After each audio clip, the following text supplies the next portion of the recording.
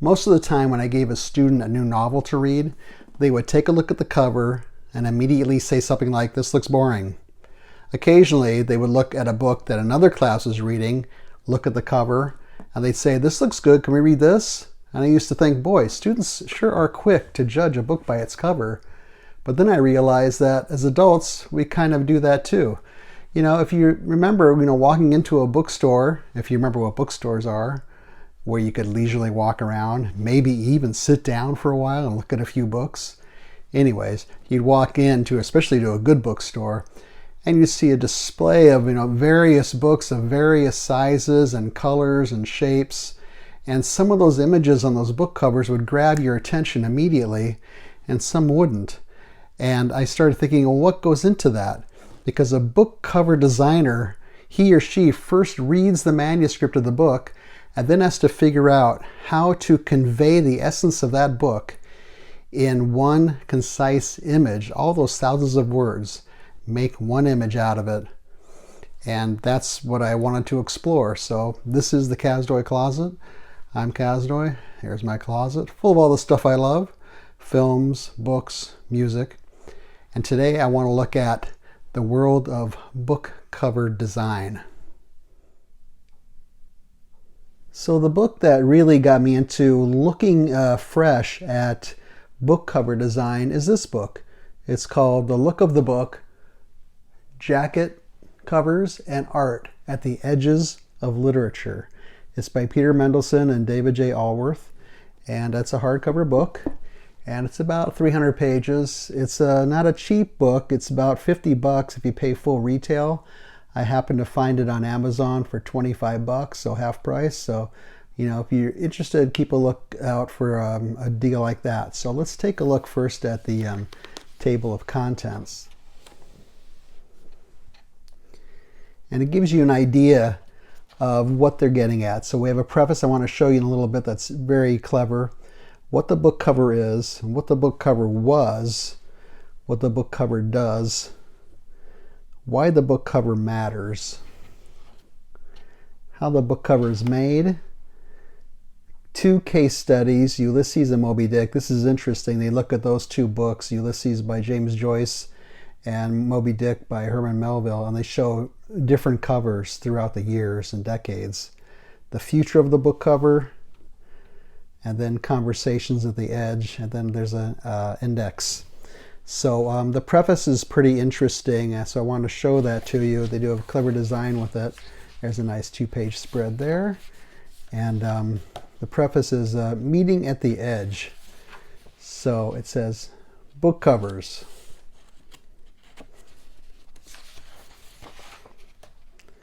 Will do just about anything to get noticed. They will flirt. And now you see this little separate inside section here. Kind of clever. Shimmy. Wink. Stare. Shout. Make promises. Or break the fourth wall. They might frighten or titillate. Obfuscate. This is a very interesting cover. This is the cover for one edition of 1984 by George Orwell. So quite the concept there. It's totally blacked out because of what that book is about. Or illuminate. Or illustrate. Introduce characters or obscure them. Set the stage or set the mood.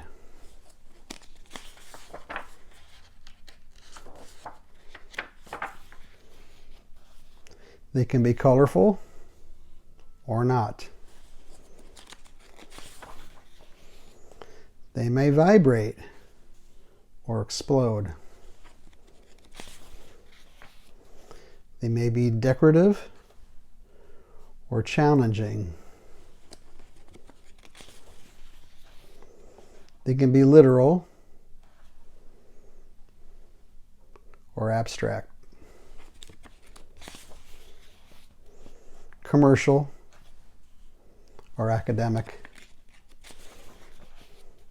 Generic or genre specific.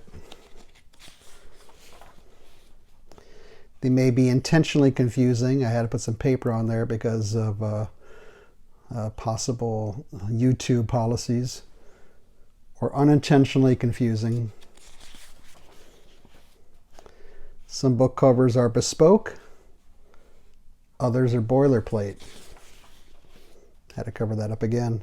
Some tell us about the text.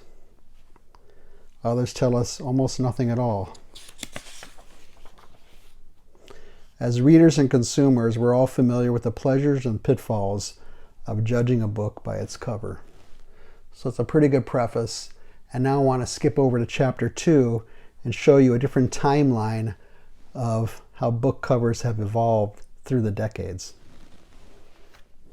So this is book covers through the decades, and it shows you how they started out rather plain down here. They got a bolder over here. There's The Great Gatsby, one of the most famous covers.